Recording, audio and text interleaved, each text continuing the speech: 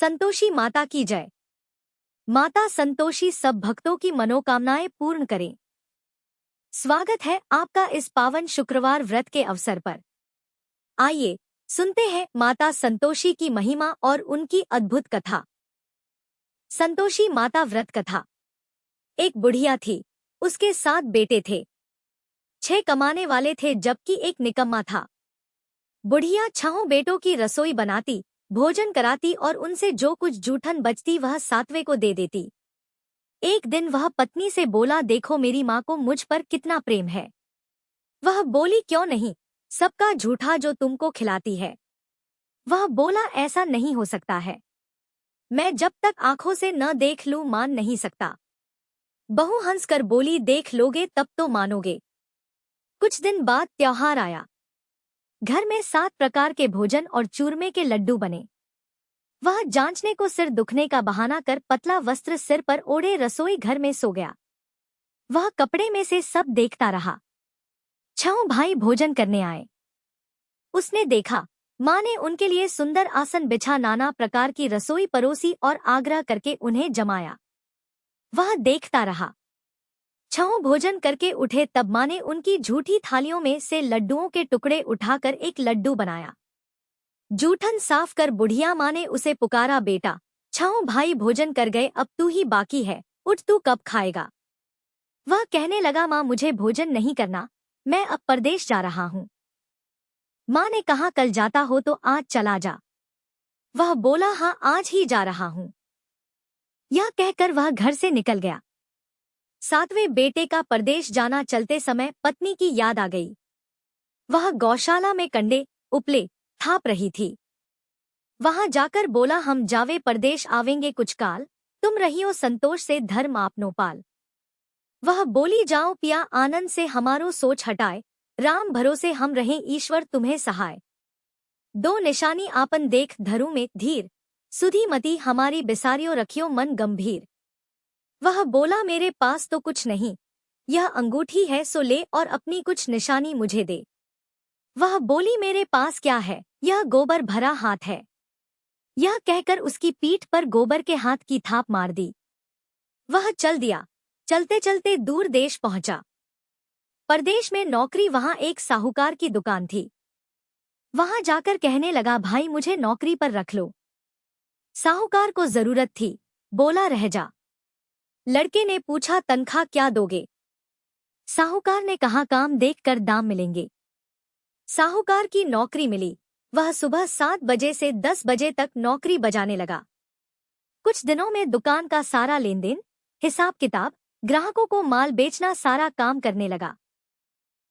साहूकार के 7-8 नौकर थे, वे सब चक्कर खाने लगे। यह तो बहुत होशियार बन गया। सेठ ने भी काम देखा और 3 महीने में ही उसे आधे मुनाफे का हिस्सेदार बना लिया। वह कुछ वर्ष में ही नामी सेठ बन गया और मालिक सारा कारोबार उस पर छोड़कर चला गया। पति की अनुपस्थिति में सास का अत्याचार, इधर उसकी पत्नी को सास ससुर दुख देने लगे। सारी गृहस्थी का काम कराके उसे लकड़ी लेने जंगल में भेजते।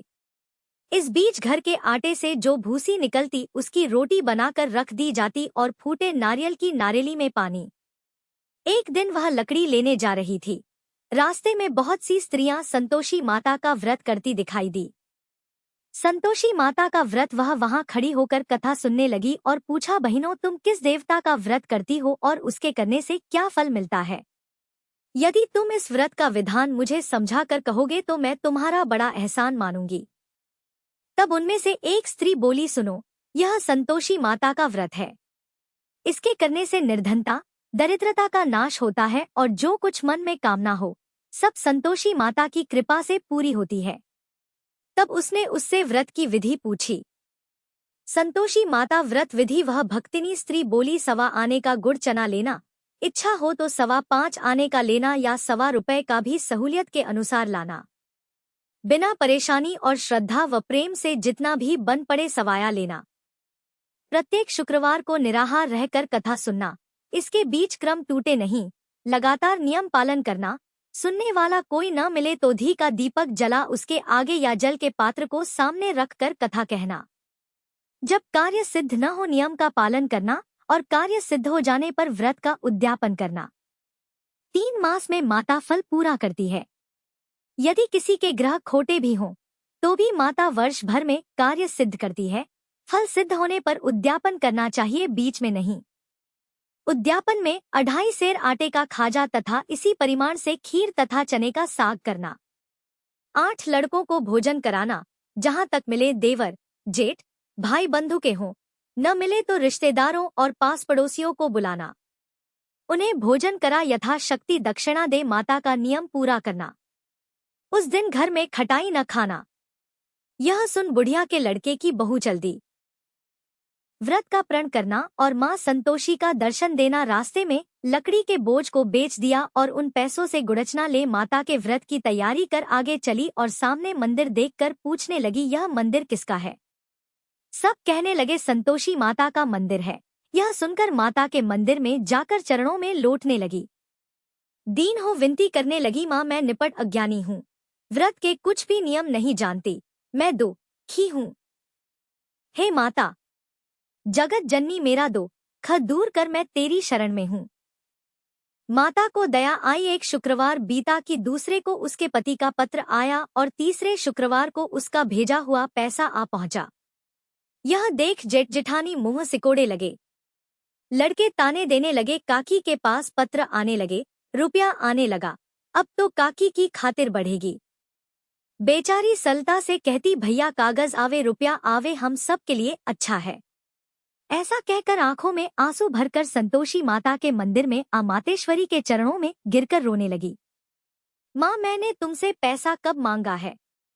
मुझे पैसे से क्या काम है? मुझे तो अपने सुहाग से काम है। मैं तो अपने स्वामी के दर्शन मांगती हूँ। तब माता ने प्रसन्न होकर कहा, जा बेटी तेरा स्वामी आएगा। यह सुनकर खुशी से बावली होकर घर में जा काम करने लगी। अब संतोषी माँ विचार करने लगी, इस भोली पुत्री को मैंने कह तो दिया कि तेरा पति आएगा, लेकिन कैसे? वह तो इसे स्वप्न में भी याद नहीं करता। उसे याद दिलाने को मुझे ही जाना पड़ेगा। इस तरह माताजी उस बुढ़िया के बेटे के पास जा स्वप्न में प्रकट हो कहने लगी, साहूकार के बेटे सो रहा है या जागता है? वह कहने लगा, माता सोता भी नहीं जागता भी नहीं हूँ, कहो क्या आज्ञा है? माँ कहने लगी, तेरे घर बार कुछ है कि नहीं? वह बोला, मेरे पास सब कुछ है, माँ बाप है, बहू है, क्या कमी है? माँ बोली, भोले पुत्र तेरी बहू घोर कष्ट उठा रही है, तेरे माँ बाप उसे परेशानी दे रहे हैं। वह तेरे लिए तरस रही है, तू उसकी सुध ले। वह बोला, हाँ माताजी यह तो मालूम है, परंतु जाऊं तो कैसे? परदेश की बात है, लेन देन का कोई हिसाब नहीं, कोई जाने का रास्ता नहीं आता, कैसे चला जाऊं? माँ कहने लगी, मेरी बात मान, सवेरे नहा धोकर संतोषी माता का नाम ले, घी का दीपक जला दंडवत कर दुकान पर जा बैठ। देखते देखते सारा लेन देन चुक जाएगा, जमा का माल बिक जाएगा, सांझ होते होते धन का भारी ठेर लग जाएगा। अब बूढ़े की बात मानकर वह नहा धोकर संतोषी माता को दंडवत घी का दीपक जला दुकान पर जा बैठा। थोड़ी देर में देने वाले रुपया लाने लगे, लेने वाले हिसाब लेने लगे।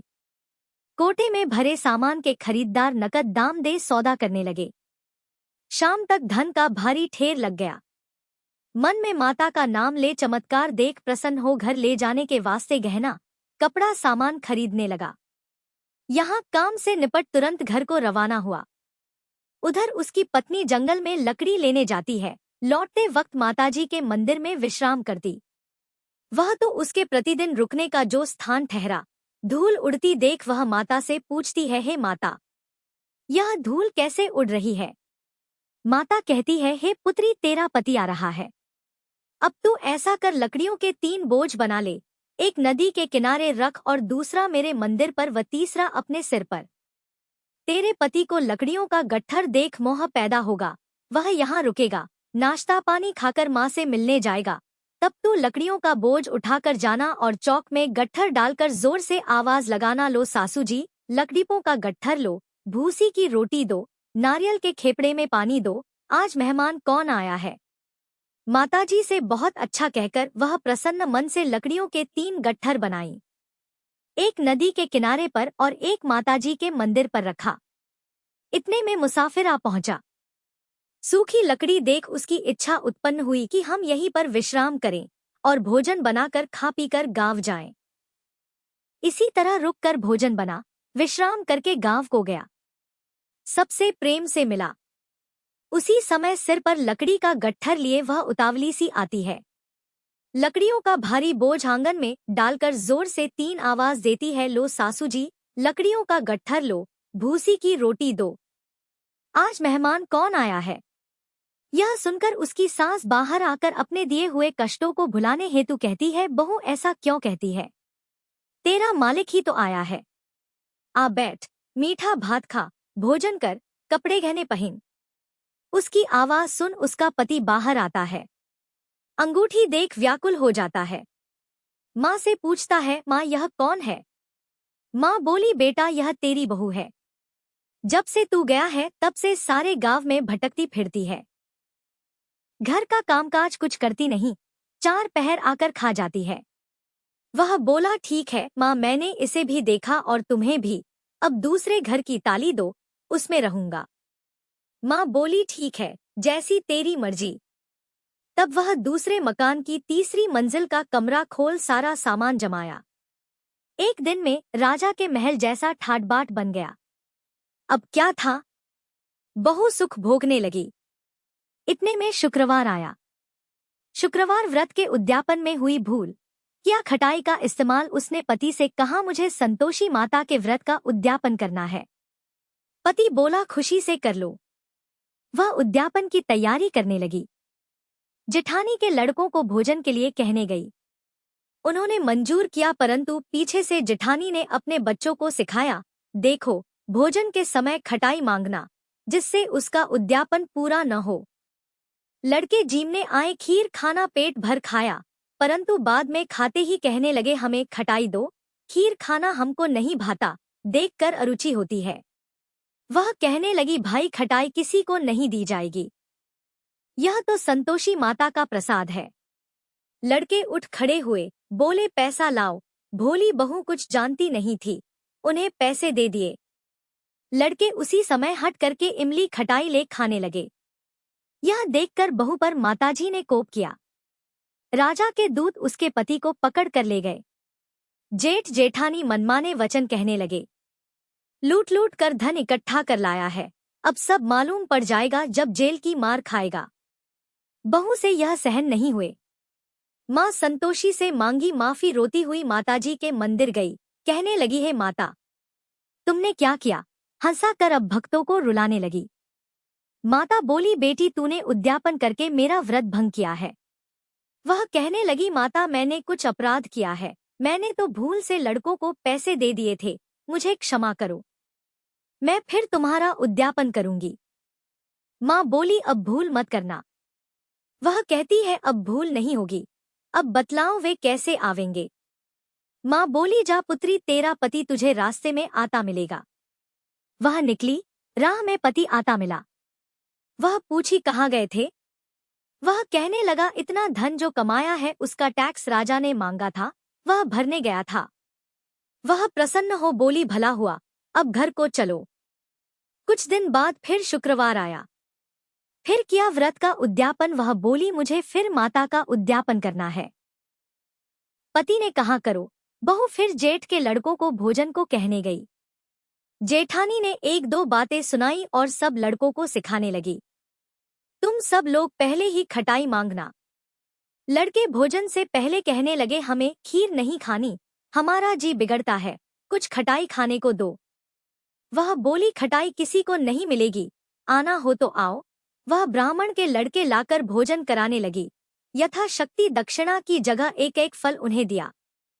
संतोषी माता प्रसन्न हुई। संतोषी माता का फल माता की कृपा होते ही 9वें मास में उसके चंद्रमा के समान सुंदर पुत्र प्राप्त हुआ। पुत्र को पाकर प्रतिदिन माता जी के मंदिर को जाने लगी। माँ ने सोचा, यह रोज आती है, आज क्यों न इसके घर चलूं। यह विचार कर माता ने भयानक रूप बनाया, गुड़चने से सना मुख, ऊपर सूंड के समान होठ, उस पर मक्खियां भिन भिन कर रही थी। दहली पर पैर रखते ही उसकी सास चिल्लाई, देखो रे, कोई चुड़ैल डाकिन चली आ रही है, लड़कों इसे भगाओ, नहीं तो किसी को खा जाएगी। लड़के भगाने लगे, चिल्लाकर खिड़की बंद करने लगे। बहू रोशनदान में से देख रही थी। प्रसन्नता से पगली बन चिल्लाने लगी, आज मेरी माता जी मेरे घर आई है। वह बच्चे को दूध पीने से हटाती है। इतने में सास का क्रोध फट पड़ा। वह बोली, क्या उतावली हुई है? बच्चे को पटक दिया। इतने में माँ के प्रताप से लड़के ही लड़के नजर आने लगे। वह बोली, माँ मैं जिसका व्रत करती हूँ यह संतोषी माता है। सबने माता जी के चरण पकड़ लिए और विनती कर कहने लगे, हे माता, हम मूर्ख हैं, अज्ञानी हैं, तुम्हारे व्रत की विधि हम नहीं जानते। व्रत भंग कर हमने बड़ा अपराध किया है। जग माता आप हमारा अपराध क्षमा करो। इस प्रकार माता प्रसन्न हुई। बहू को प्रसन्न हो जैसा फल दिया वैसा माता सबको दे, जो पढ़े उसका मनोरथ पूर्ण हो। बोलो संतोषी माता की जय। अब सुनिए माँ लक्ष्मी जी को समर्पित वैभव लक्ष्मी व्रत कथा। एक बार एक बहुत बड़ा शहर था। इस शहर में लाखों लोग रहते थे। पहले के जमाने के लोग साथ साथ रहते थे और एक दूसरे के काम भी आते। लेकिन नए जमाने के लोगों का स्वरूप ही अलग सा है। सब अपने अपने कामों में लगे रहते हैं। किसी को किसी की कोई परवाह ही नहीं। घर के सदस्यों को भी एक दूसरे की परवाह नहीं होती है। भजन कीर्तन, भक्ति, भाव, दया, माया, परोपकार जैसे संस्कार कम हो गए हैं। शहर में बुराइयां बढ़ गई थी। शराब, जुआ, रेस, व्यभिचार, चोरी, डकैती आदि बहुत से अपराध शहर में होते रहते थे। कहावत है कि हजारों निराशा में एक अमर आशा छुपी हुई है। इस तरह इतनी सारी बुराइयों के बाद भी शहर में कुछ अच्छे लोग भी रहते थे। ऐसे अच्छे लोगों में शीला और उनके पति की गृहस्थी मानी जाती थी। शीला धार्मिक प्रकृति की और संतोषी महिला थी। उनका पति भी विवेकी और सुशील था। शीला और उनका पति ईमानदारी से जीते थे। वे कभी किसी की बुराई नहीं करते थे और प्रभु भजन में अच्छी तरह अपना समय बिता रहे थे। उनकी गृहस्थी आदर्श गृहस्थी थी और शहर के लोग उनकी गृहस्थी की सराहना किया करते थे।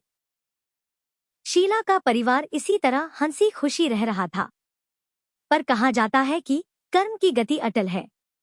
विधाता के लिखे लेख को कोई नहीं समझ सकता। इंसान का भाग्य क्षण भर में ही राजा को रंक बना देता है और रंक को राजा। शीला के पति के पिछले जन्म के कर्म भोगने बाकी रह गए थे कि वह बुरे लोगों से संगत कर बैठा। वह जल्द से जल्द करोड़पति होने के सपने देखने लगा।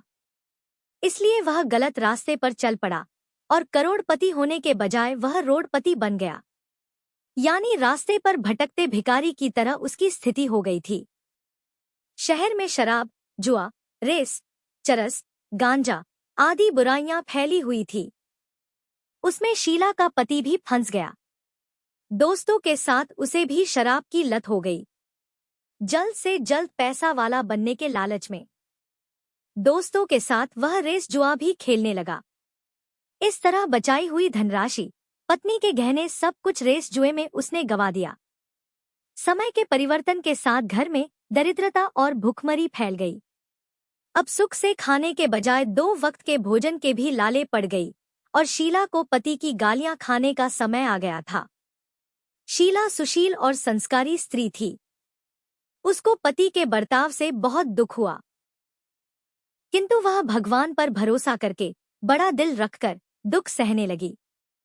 कहा जाता है कि सुख के पीछे दुख और दुख के पीछे सुख आता ही है। इसलिए दुख के बाद सुख भी आएगा ही। ऐसी श्रद्धा और विश्वास के साथ शीला अब प्रभु भक्ति में लीन रहने लगी। इस तरह शीला दुख सहते सहते भगवान के ध्यान में अपना समय बिताने लगी। अचानक एक दिन दोपहर में उनके द्वार पर किसी ने दस्तक दी। शीला सोच में पड़ गई कि मुझ जैसे गरीब के घर पर इस समय भला कौन आया होगा। फिर भी द्वार पर आए हुए अतिथि का आदर करना चाहिए। ऐसे आर्य धर्म के संस्कार वाली शीला ने खड़े होकर द्वार खोला। देखा तो एक मांझी खड़ी थी। वे बड़ी उम्र की लगती थी, किंतु उनके चेहरे पर अलौकिक तेज निखर रहा था। उनकी आंखों में से मानो अमृत बह रहा हो। उनका भव्य चेहरा करुणा और प्यार से छलक रहा था। उनको देखते ही शीला के मन में अपार शांति छा गई। वैसे तो शीला इन मांझी को बिल्कुल भी पहचानती नहीं थी, फिर भी उनको देखकर शीला के मन में आनंद छा गया। शीला मांझी को आदर और सम्मान के साथ घर में लिवा लाई। घर में बिठाने के लिए कुछ भी नहीं था, इसलिए शीला ने सकुचा कर एक फटी हुई चादर पर उनको बिठाया। मां जी ने शीला से कहा, क्यों शीला, मुझे पहचाना नहीं? शीला ने थोड़ा हिचकिचाना, जी आपको तो देखते ही बहुत खुशी हो रही है, बहुत शांति मिल रही है। ऐसा लगता है कि मैं बहुत दिनों से जिसे ढूंढ रही थी वे आप ही है, पर मैं आपको पहचान नहीं सकती। मां जी ने हंसकर कहा, क्यों बेटी भूल गई? हर शुक्रवार को लक्ष्मी जी के मंदिर में भजन कीर्तन होते रहते हैं, तब मैं भी वहीं आती हूँ। वहाँ हर शुक्रवार को हम मिलते हैं। पति गलत रास्ते पर चलने लगा, तब से शीला बहुत दुखी हो गई थी और दुख के मारे अब वह लक्ष्मी जी के मंदिर भी नहीं जाती थी। बाहरी लोगों के साथ नजरें मिलाने में भी उसे शर्म आती थी। उसने मांझ के कहने पर अपनी याददाश्त पर जोर दिया, लेकिन वह मांझी उसे याद ही नहीं आ पा रही थी। तब मांझी ने कहा, बेटी तू लक्ष्मी जी के मंदिर में कितने मधुर भजन गाती थी, अब तू वहां दिखाई नहीं देती थी, इसलिए मुझे लगा कि पता नहीं तू क्यों नहीं आती है।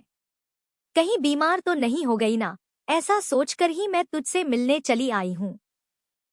मांझी के अति प्रेम भरे शब्दों से शीला का हृदय पिघल गया था। उसकी आंखों में आंसू आ गए और मांझी के सामने वह बिलख बिलख कर रोने लगी। यह देखकर मांझी शीला के पास गई और उसकी सिसक पीठ पर प्यार भरा हाथ फेर कर सांत्वना देने लगी। मां जी ने कहा, बेटी सुख और दुख तो धूप छांव की तरह होते हैं, धैर्य रखो बेटी, और तुझे परेशानी क्या है? तेरे दुख की बात मुझे सुना, तेरा मन हल्का हो जाएगा और तेरे दुख का कोई उपाय भी मिल जाएगा। मां जी की बात सुनकर शीला के मन को बहुत शांति मिली। फिर उसने मां जी से कहा, मां जी मेरी गृहस्थी में भरपूर सुख और खुशियां थी। मेरे पति भी सुशील थे, अचानक हमारा भाग्य हमसे रूठ गया। मेरे पति बुरी संगति में फंस गए और बुरी आदतों के शिकार हो गए और अपना सब कुछ गवा बैठे। अब हम रास्ते के भिखारी जैसे बन गए हैं। यह सुनकर मां जी ने कहा, ऐसा कहा जाता है कि कर्म की गति न्यारी होती है। हर इंसान को अपने अपने कर्म भुगतने ही होते हैं, इसलिए बेटी तू चिंता मत कर, अब तू अपने कर्म भुगत चुकी है और अब तुम्हारे सुख के दिन अवश्य आएंगे।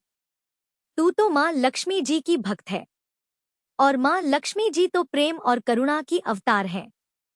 वे अपने भक्तों पर हमेशा ममता रखती हैं, इसलिए तू धैर्य रखकर मां लक्ष्मी जी का व्रत कर, इससे सब कुछ ठीक हो जाएगा। मां लक्ष्मी जी का व्रत करने की बात सुनकर शीला के चेहरे पर चमक आ गई।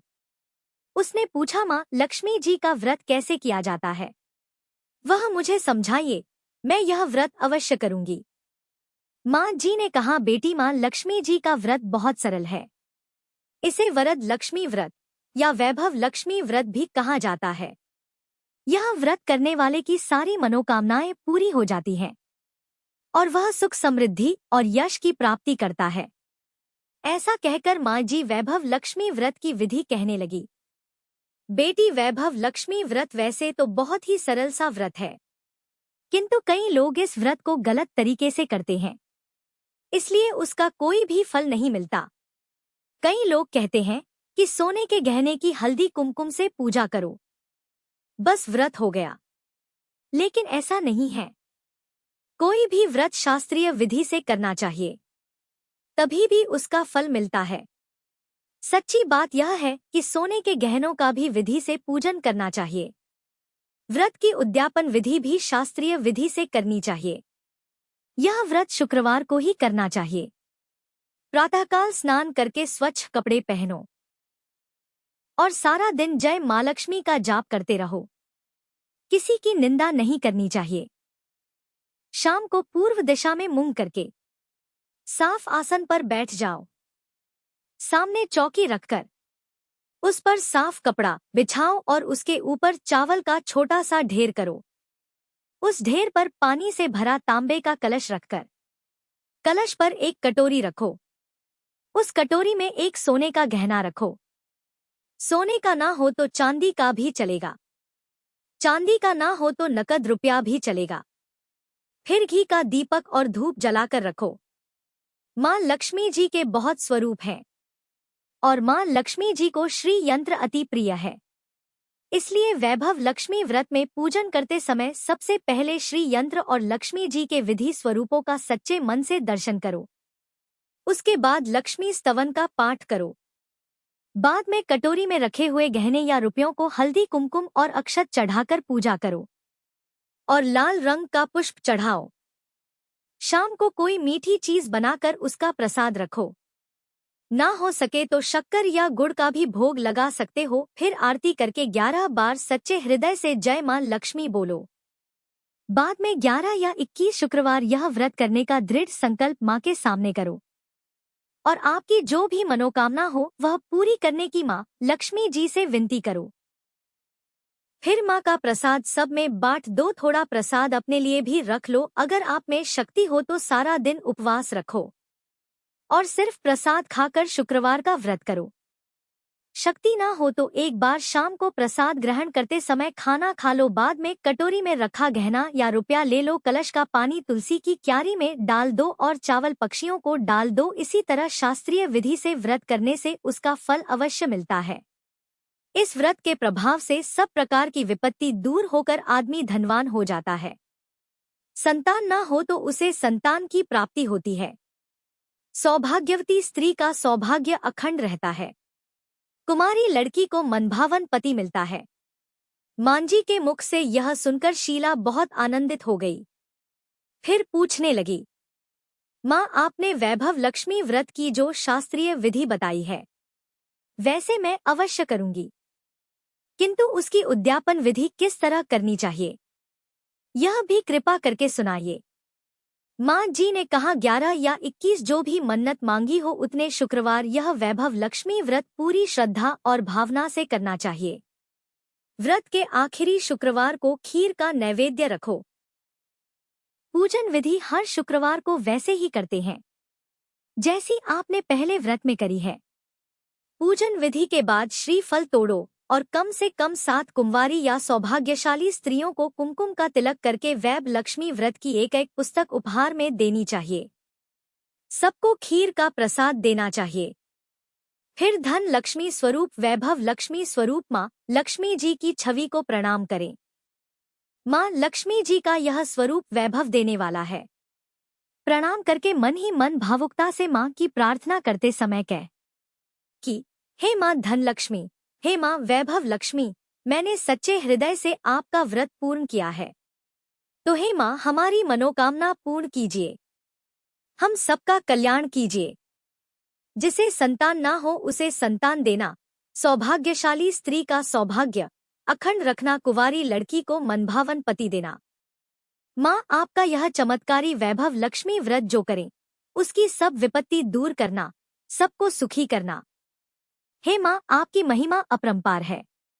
माँ जी से वैभव लक्ष्मी व्रत की शास्त्रीय विधि सुनकर शीला भाव विभोर हो उठी। उसे लगा मानो सुख का रास्ता मिल गया हो। उसने आंखें बंद करके मन ही मन उसी क्षण संकल्प लिया कि हे माँ वैभव लक्ष्मी, मैं भी माँ जी के कहे अनुसार श्रद्धापूर्वक शास्त्रीय विधि से वैभव लक्ष्मी व्रत 21 शुक्रवार तक करूंगी और व्रत की शास्त्रीय रीति के अनुसार उद्यापन भी करूंगी। शीला ने संकल्प करके जैसे ही आंखें खोली तो सामने कोई भी नहीं था। वह हैरान रह गई कि मांझी कहाँ गई। वह मांझी कोई दूसरा नहीं बल्कि साक्षात लक्ष्मी जी ही थी। शीला लक्ष्मी जी की भक्त थी, इसलिए अपने भक्त को रास्ता दिखाने के लिए मां लक्ष्मी देवी जी का रूप धारण करके शीला के पास आई थी। दूसरे दिन शुक्रवार था। प्रातःकाल स्नान करके स्वच्छ कपड़े पहनकर शीला मन ही मन श्रद्धा और भक्ति से जय मां लक्ष्मी का मन ही मन रटन करने लगी। सारा दिन किसी की निंदा नहीं की। शाम हुई तब हाथ पांव मुंह धोकर शीला पूर्व दिशा की ओर मुंह करके बैठी। घर में पहले तो बहुत सारे सोने के गहने थे, लेकिन पति ने गलत रास्ते पर चलकर सब गिरवी रख दिए थे, पर नाक की कील बच गई थी। नाक की कील निकालकर उसे धोकर शीला ने कटोरी में रख दी। सामने चौकी पर रुमाल रखकर मुट्ठी भर चावल का ढेर किया। उस पर तांबे का कलश पानी भर कर रखा। उसके ऊपर कील वाली कटोरी रखी। फिर विधि पूर्वक वंदना, स्तुति, पूजन वगैरह किया और घर में थोड़ी शक्कर थी, वह प्रसाद में रखकर वैभव लक्ष्मी व्रत किया। वह प्रसाद पहले पति को खिलाया। प्रसाद खाते ही पति के स्वभाव में अंतर आ गया। उस दिन उसने शीला को नहीं सताया भी नहीं। शीला को बहुत आनंद हुआ। उसके मन में वैभव लक्ष्मी व्रत के लिए श्रद्धा बढ़ गई थी। शीला ने पूर्ण श्रद्धा भक्ति भाव से 21 शुक्रवार तक व्रत किया। 21वें शुक्रवार को विधि पूर्वक उद्यापन विधि करके 7 स्त्रियों को वैभव लक्ष्मी व्रत की 7 पुस्तकें उपहार में दी। फिर माँ जी के धन लक्ष्मी स्वरूप की छवि को वंदन करके भक्ति भाव से मन ही मन प्रार्थना करने लगी कि हे माधन लक्ष्मी, मैंने आपका वैभव लक्ष्मी व्रत करने की मन्नत मानी थी। यह व्रत आज मैंने पूर्ण किया है। हे माँ, मेरी हर विपत्ति दूर करो, हमारा सबका कल्याण करो। जिससे संतान ना हो उसे संतान देना। सौभाग्यवती स्त्री का सौभाग्य अखंड रखना। कुंवारी लड़की को मनभावन पति देना। जो कोई आपका यह चमत्कारी वैभव लक्ष्मी व्रत करे, उसकी सब विपत्ति दूर करना, सबको सुखी करना। हे माँ, आपकी महिमा अपार है। ऐसा कहकर लक्ष्मी जी के धन्य लक्ष्मी स्वरूप की छवि को उसने प्रणाम किया।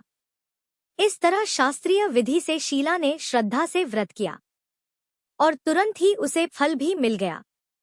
उसका पति अब सही रास्ते पर चलने लगा और अच्छा आदमी बन गया तथा कड़ी मेहनत से व्यवसाय करने लगा।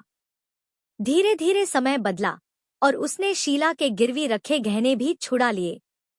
अब घर में धन की बाढ़ सी आ गई थी। घर में पहले जैसी सुख शांति छा गई। वैभव लक्ष्मी व्रत का प्रभाव देखकर मोहल्ले की दूसरी स्त्रियां भी शास्त्रीय विधि से वैभव लक्ष्मी का व्रत कर लगी। हे माँ धन लक्ष्मी, आप जैसे शीला पर प्रसन्न हुई, उसी तरह आपका व्रत करने वाले सब पर प्रसन्न होना, सबको सुख शांति देना। जय माँ धन लक्ष्मी, जय माँ वैभव लक्ष्मी। अगर आपको माता संतोषी की यह व्रत कथा अच्छी लगी हो तो इसे अधिक से अधिक लोगों तक साझा करें। माता संतोषी की कृपा आप पर सदैव बनी रहे। जय माता दी। संतोषी माता की जय।